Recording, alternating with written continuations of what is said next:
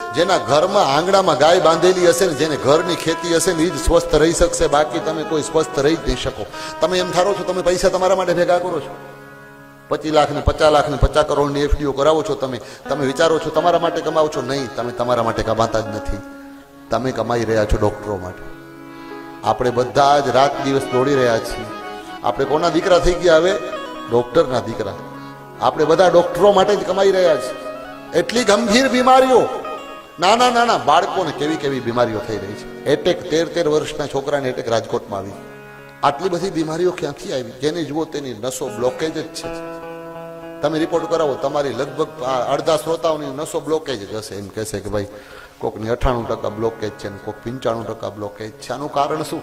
આપણે આ બધું દૂષિત અન્ન ખાઈ રહ્યા છીએ. રાસાયણિક ખાતરો વાળું, દવાઓ છાંટેલું ઝેરી અન્ન આપણે ખાઈ રહ્યા છીએ. એના કારણે તો શ્રેષ્ઠ અન્ન ક્યાંથી મળશે?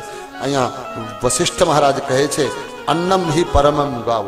શ્રેષ્ઠ અન્ન ગાય માતા દ્વારા જ પ્રાપ્ત થશે.